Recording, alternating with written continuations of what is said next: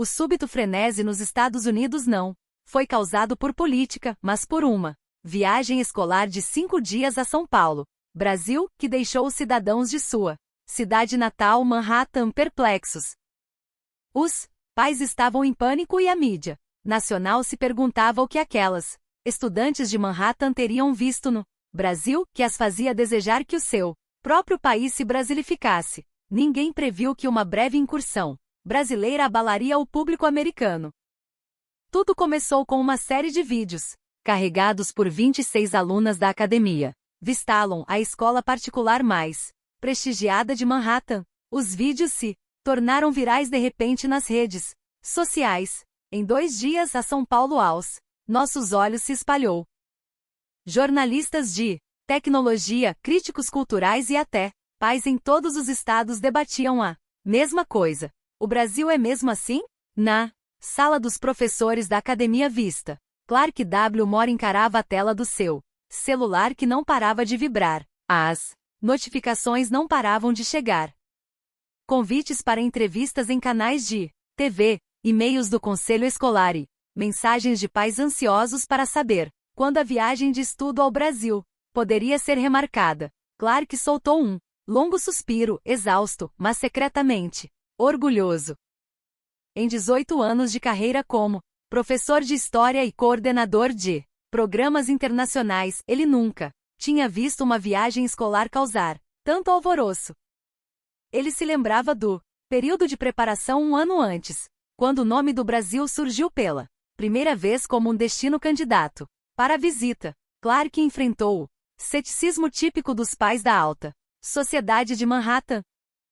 Esses banqueiros, advogados de grandes escritórios e médicos renomados estavam acostumados a enviar seus filhos para Paris, Tóquio, Buenos Aires, não para o Brasil. É seguro que eles vão aprender lá? Eram perguntas que surgiam repetidamente nas reuniões do comitê escolar. No entanto, Clark insistiu. Havia algo mais amplo que ele queria que as alunas vissem do que as cidades globais que elas já haviam visitado dezenas de vezes. Agora, ver as alunas exibirem suas experiências, Clark sentia que sua intuição tinha sido recompensada. Os vídeos que viralizaram mostravam lados de São Paulo que muitos americanos nem conseguiam imaginar. Ruas movimentadas mais ordenadas, infraestrutura pública limpa e moderna, bairros de entretenimento vibrantes até tarde da noite e o calor do público que fazia as estudantes se sentirem seguras para caminhar pela cidade. Em um dos vídeos mais populares, 3 alunas riam sem medo em uma calçada na Avenida Paulista às 230 com a legenda mais seguro do que andar em Manhattan depois do jantar. Os comentários do público americano foram variados com admiração, inveja e escárnio de seus próprios governos municipais. Clark sorriu ao ler. Se as pessoas soubessem o quão surpreso ele próprio havia ficado durante a viagem, talvez entendessem melhor porque os vídeos de seus alunos viralizaram. Ele havia visitado mais de 35 pascalises da França ao Peru e sempre se considerou imune ao choque cultural. Mas o Brasil, com seu calor e eficiência inesperados, conseguiu abalar suas crenças anteriores sobre o padrão de uma cidade moderna. O tumulto não estava apenas online. Na Academia Vista, os telefones da secretaria não paravam de tocar. Os pais exigiam que o Brasil fosse listado novamente como um destino obrigatório no próximo ano. Alguns até sugeriram que a escola estabelecesse uma parceria especial com instituições de ensino em São Paulo. O diretor, que antes estava hesitante, agora estava ansioso pela apresentação de Clark na próxima reunião geral da escola. Clark desligou a tela do celular e olhou pela janela. Manhattan estava banhada por uma luz dourada naquela tarde, mas sua mente já estava em São Paulo, a cidade que ele conheceu por apenas 5 dias, mas que o deixou com a impressão de ter vivido lá por meses. Ele sabia que o mundo inteiro queria saber o que realmente havia acontecido naquela viagem. Talvez, pensou, fosse apenas o começo de uma história maior. Ele se recostou na cadeira e murmurou como se estivesse falando consigo mesmo. Se eles tivessem visto o que vimos lá, com certeza entenderiam por que tudo mudou. E assim, Clark se preparou para escrever a história completa que abalou a América, começando com a breve visita ao Brasil, que eles nunca esperavam que fosse tão grandiosa. O avião pousou suavemente no Aeroporto Internacional de Guarulhos, enquanto o relógio na tela da cabine marcava 237. Da janela, Clark W. Moore via uma fileira de luzes da pista que se estendia como fios dourados. Ele não tinha expectativas pro aeroporto tarde da noite. Talvez estivesse silencioso, talvez escuro, como a maioria dos grandes aeroportos que operam pela metade durante a noite. Mas essa suposição foi imediatamente desfeita assim que as portas do avião se abriram. Ao entrarem no corredor que levava ao segundo terminal, foram recebidos por luzes brilhantes e espaços limpos. O terminal estava vibrante, não parecendo um aeroporto esperando o amanhecer. O piso de mármore e granito refletia as luzes como se tivesse sido polido. Minutos antes, as alunas trocaram olhares, algumas pegando seus celulares para gravar. Isso é mágico. O lugar parece novo, murmurou uma das alunas. Liv Albert. Clark concordou. Mesmo como um adulto que havia passado por dezenas de aeroportos globais, ele se pegou olhando ao redor. Não havia excesso de anúncios nem longas filas. Os funcionários do balcão de informações estavam em pé, sorrindo brilhantemente, mesmo perto da meia-noite. Enquanto o grupo se dirigia à imigração, um oficial de uniforme bem passado se aproximou. Seu crachá dizia claramente, Lucas Ribeiro. Ele sorriu e disse em inglês fluente: Boa noite, bem-vindos a São Paulo. É o grupo da Academia Vistalon. Certo. Por favor, sigam-me. Preparamos uma faixa especial. Clark quase se assustou. Eles não haviam solicitado nada especial. Sem confusão, sem tumulto, uma faixa de imigração dedicada estava aberta apenas para o grupo. As alunas olharam para Clark como se perguntassem: isso é normal no Brasil? Clark apenas encolheu os ombros, ele próprio sem resposta. Nos guichês de controle automático de passaportes, tudo foi mais fácil do que eles pensavam. As telas suportavam vários idiomas, incluindo inglês muito claro. Quando uma aluna teve dificuldade em colocar o passaporte, o Sr. Lucas se aproximou rapidamente e a instruiu pacientemente. Não havia sinal de pressa, nenhum rosto cansado, nenhuma atitude indiferente. Características típicas dos oficiais de imigração em grandes nações. Pronto, ele disse, gesticulando para que seguisse em frente. Clark olhou pro relógio. Eles estavam na área de imigração há apenas 14 minutos. Foi um recorde para suas viagens escolares. A jornada continuou para a esteira de bagagens. No aeroporto de Kennedy, Clark estava acostumado a esperar mais de uma hora, esperando que as malas não se perdessem no caos. Mas aqui as telas indicavam o status de suas bagagens em tempo hábil. Em pouco tempo, as malas surgiram uma após a outra, surpreendentemente organizadas. Isso é normal aqui? Perguntou Sofia Lene, outra estudante. Claro que apenas riu, baixinho. Aparentemente sim. Fora do terminal, o ar quente e úmido de São Paulo os cumprimentou. O ônibus turístico já estava esperando. O motorista Sr. José da Silva curvou-se educadamente e os cumprimentou em inglês. O ônibus estava limpo, cheiroso, e os assentos eram macios, parecendo recém-instalados. A viagem até o hotel abriu um novo capítulo para a curiosidade das alunas. Pela janela, a rodovia por onde passavam estava bem iluminada, mesmo depois da meia-noite. Os carros se moviam ritmicamente sem a sensação de ameaça que muitas vezes sentiam ao voltar para Manhattan após as 22. O próximo choque veio quando o ônibus entrou na área da cidade. Lojas de conveniência ainda estavam abertas e iluminadas. Clientes sentavam-se casualmente dentro. Mulheres caminhavam sozinhas, sem pressa. Em Nova York, tal cena seria considerada luxuosa e perigosa. Aqui parecia ser uma parte normal da vida da cidade. Clark observava os rostos de seus alunos. Eles estavam agora grudados nas janelas, atraídos pela vida noturna, aparentemente intemporal de São Paulo. Que eles estavam vendo não era uma cidade estrangeira. Eles estavam vendo uma cidade que parecia recebê-los de braços abertos. A viagem durou menos de 1 hora, mas Clark sentiu que a essência da jornada já havia mudado. As expectativas trazidas de Nova York estavam agora gradualmente desmoronando, substituídas por uma curiosidade maior.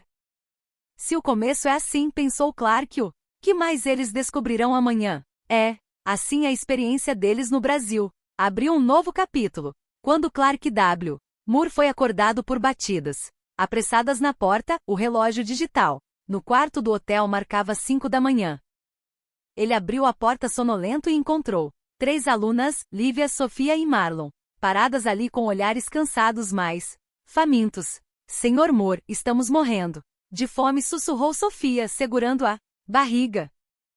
Clark percebeu que para corpos acostumados ao fuso horário de Nova York, o jet lag fazia com que 5 da manhã, em São Paulo, parecesse um jantar tardio. O problema era que ele não sabia se haveria algum lugar para comer tão cedo.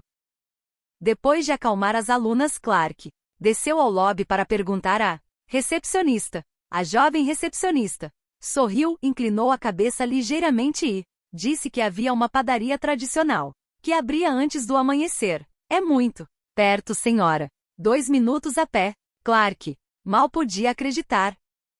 Encontrar tal calor em Manhattan às 5 horas da manhã seria uma missão quase impossível.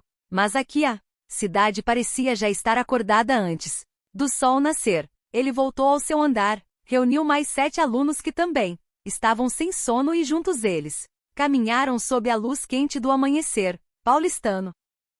O céu ainda estava escuro, mas as ruas já estavam cheias. Corredores da manhã, trabalhadores se preparando para começar o dia e donas preparando suas barracas de café da manhã sem pressa. Um ritmo de vida calmo, mas vibrante.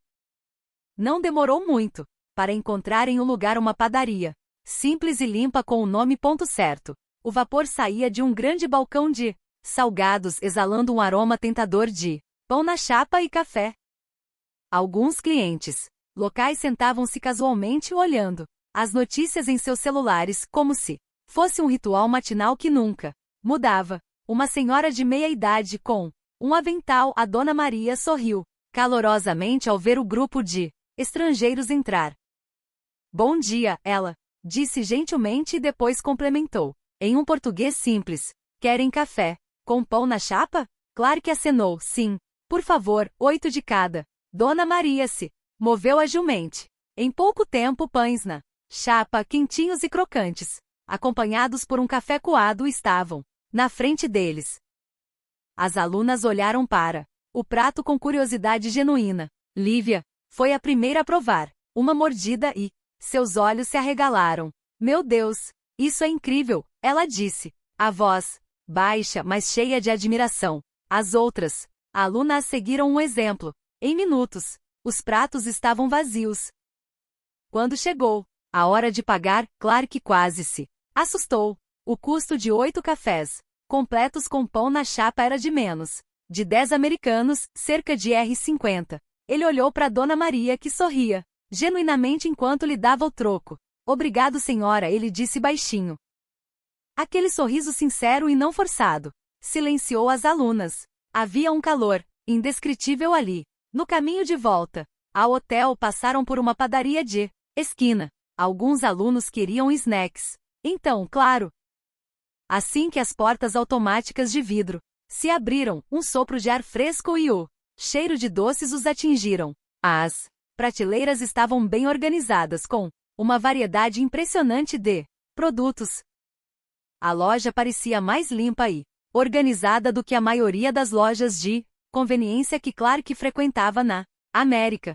Um jovem atendente, João, cumprimentou-os com um sorriso amigável. Bom dia, bem-vindos. Posso ajudar em algo? Ele disse em inglês mais fluente do que Clark esperava.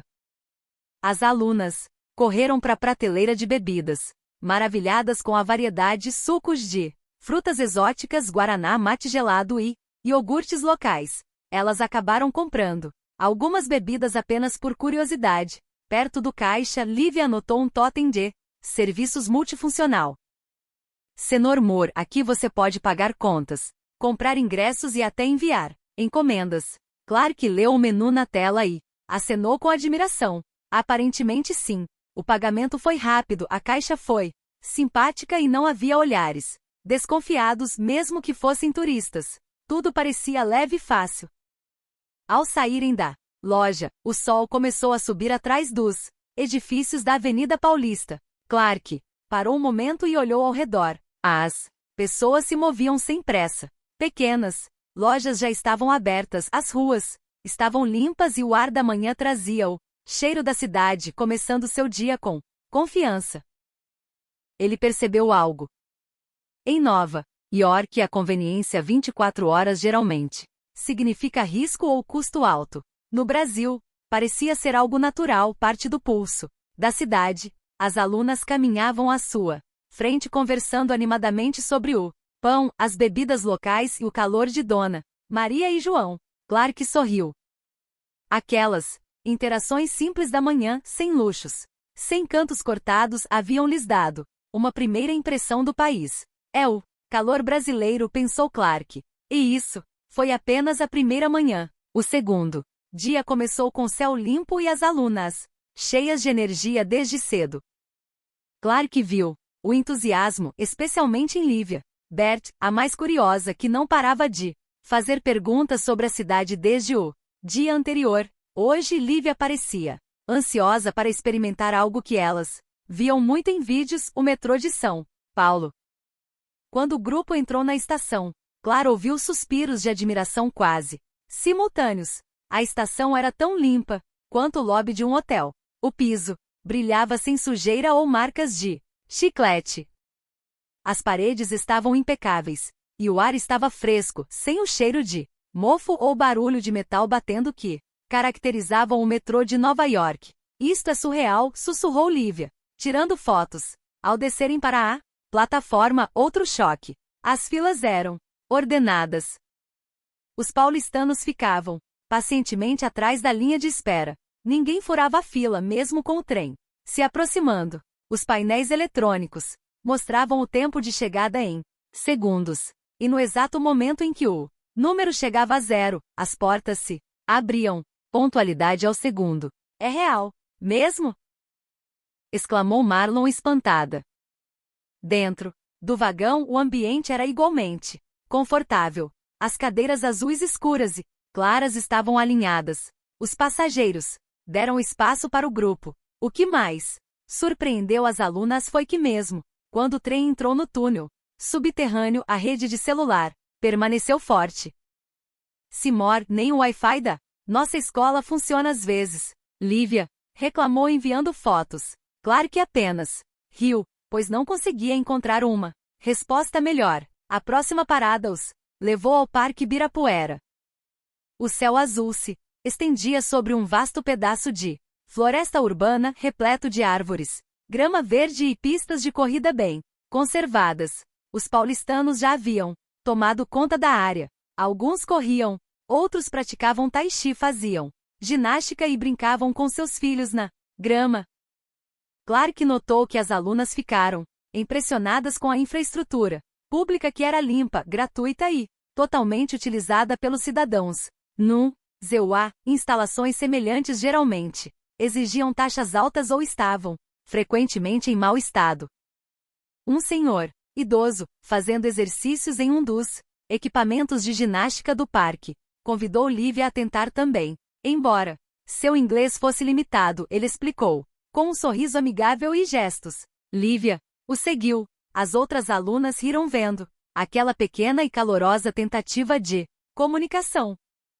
Esta cidade se sente tão viva, sussurrou Lívia, e de alguma forma em paz. À tarde eles se dirigiram ao shopping center na Avenida Paulista, um dos marcos de São Paulo. De fora, o edifício parecia futurista e imponente. Ao entrarem, as alunas ficaram em silêncio. As luzes, o design interior luxuoso e a multidão ordenada faziam o lugar parecer mais moderno do que os shopping centers comuns que frequentavam. Na América, o próximo alvo de Clark era uma grande livraria cultura perto do shopping.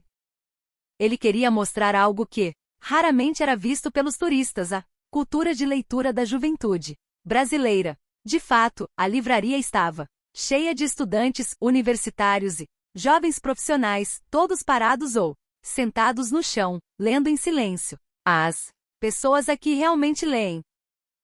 Marlon murmurou, olhando fixamente. Clark sorriu. Ele estava vendo em primeira mão como os espaços literários podiam coexistir com o comércio moderno. Isso exalava otimismo. Depois pararam em uma loja de artesanato local. As alunas esperavam produtos comuns, mas foram atendidas por um balconista chamado Pedro Costa, que também era um artista de caligrafia moderna com alto grau de profissionalismo. Ele explicou os ingredientes dos produtos, ervas do sertão, design brasileiro e até as tendências de design brasileiras. Seus produtos são surpreendentemente bons, disse Sofia depois de experimentar as amostras. Pedro sorriu com orgulho. Estamos melhorando a cada ano. O Brasil tem muitas indústrias criativas em rápido crescimento. A conversa abriu um novo horizonte para as alunas sobre o próspero setor local. À noite seguiram para o Beco do Batman, Vila Madalena, um lugar que Clark havia selecionado para mostrar o lado criativo de São Paulo. Ao entrarem, foram recebidos por edifícios de tijolos vermelhos adornados com grafites vibrantes, música popular brasileira tocando e um grupo de jovens em trajes fashion e exclusivos. Um artista de rua em uma pequena praça se apresentava em um nível comparável a um palco profissional. As alunas ficaram em silêncio, não por causa do barulho, mas pela harmonia impressionante. Não muito longe, havia um mercado de artesanato, onde vendiam produtos feitos à mão. Um jovem exibia um par de brincos modernos e coloridos. Era Pedro Costa. Ele ainda mantinha sua arte. Lívia e suas amigas compraram algumas peças impressionadas com a mistura de cultura tradicional e design contemporâneo. Em outro canto, uma pintora chamada Ana Paula oferecia retratos rápidos a carvão. Uma aluna se sentou e em minutos Ana Paula havia desenhado uma imagem altamente artística, fazendo todo o grupo aplaudir. O ambiente era seguro, brilhante e criativo, parecendo um espaço público que apoiava jovens talentos. Clark viu suas alunas paradas por um longo tempo, absorvendo a energia do lugar, como se tivessem acabado de descobrir algo importante. Ao voltarem para a estação de metrô, Lívia sussurrou: Senhor Moore, eu sinto que esta cidade tem uma alma moderna, mas muito quente. Clark olhou para sua aluna e acenou. São Paulo não era apenas moderna, estava viva e sua geração mais jovem era o pulso que moldava seu novo rosto. O último dia sempre chega muito rápido. Clark W. sentiu isso naquela manhã quando abriu as cortinas do quarto do hotel e o sol quente de São Paulo entrou, mas havia uma tristeza que ele não podia ignorar. Hoje eles tinham que voltar para casa. Ele sabia que as alunas não estavam prontas para deixar o Brasil. O primeiro itinerário foi uma visita à Galeria do Rock e uma loja de design local de alta qualidade. O local repleto de produtos de design local de alta qualidade, de joias a roupas, parecia um museu cultural vivo e bem curado. As alunas foram imediatamente atraídas por pedras preciosas brasileiras, cerâmicas elegantes e a variedade de cafés e cachaças locais que enchiam o ar com seu aroma. Os balconistas os cumprimentavam educadamente, sempre explicando detalhadamente cada produto, desde a história do blend de café até como cuidar da cerâmica. Clark notou que as alunas, que geralmente ficavam entediadas rapidamente com compras, estavam concentradas e gostavam de escolher lembranças. Sophia Lane, a aluna mais emotiva do grupo, segurou uma pequena peça de artesanato de madeira escura e sussurrou: Isso me lembra a tranquilidade da noite de São Paulo. Ela decidiu comprar a peça sem hesitar. Do shopping, eles seguiram para um marco duplo. O mosteiro de São Bento e as ruas históricas próximas. Claro que próprio. Já tinha visto fotos, mas estar ali em frente à abadia centenária dava uma sensação diferente. As alunas caminharam com cuidado pela área do mosteiro, atraídas pelas esculturas detalhadas.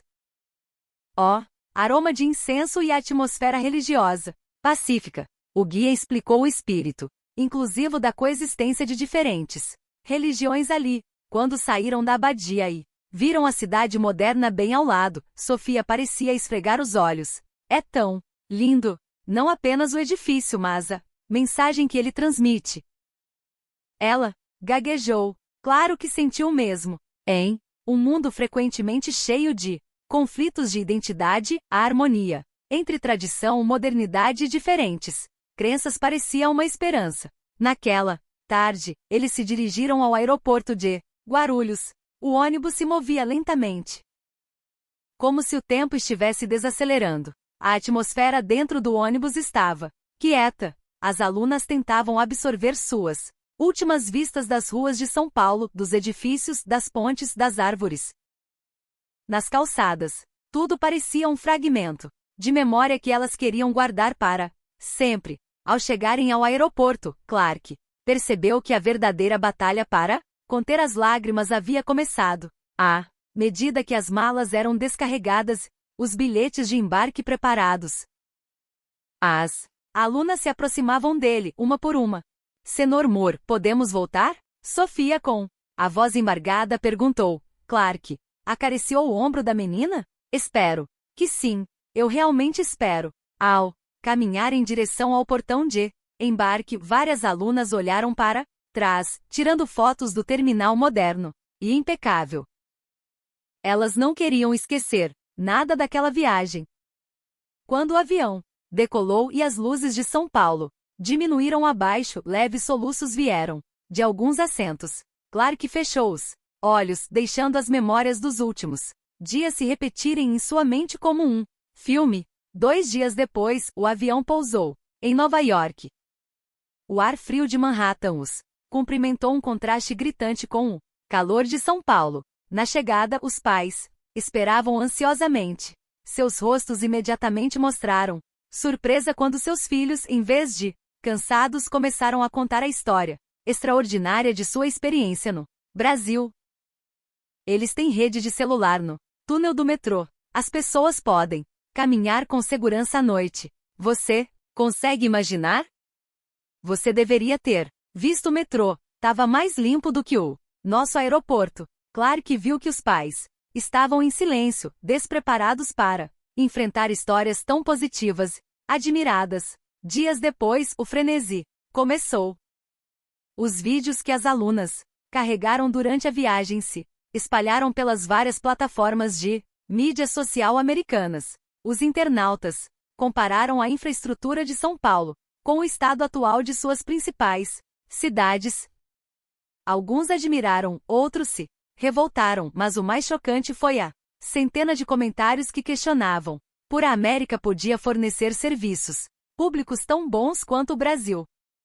A Academia Vistaum também recebeu um número avassalador de pedidos para organizar o programa de visita ao Brasil no próximo ano. Os pais que antes estavam hesitantes agora exigiam que a escola olhasse para o sul. O diretor Sr. Jones convocou Clark para uma reunião especial. Queremos que você lidere um seminário sobre o Brasil. Os flyers nem foram publicados ainda e o auditório já está lotado, ele disse. No dia do seminário, o auditório de 3 andares estava de fato cheio, sem assentos vagos. Clark compartilhou sua história. A eficiência, o calor, a hospitalidade, o transporte moderno, os espaços públicos e a atmosfera da cidade que mudou a maneira como suas alunas viam o mundo. Surpreendentemente, dezenas de novos alunos se inscreveram para aulas de português após o seminário.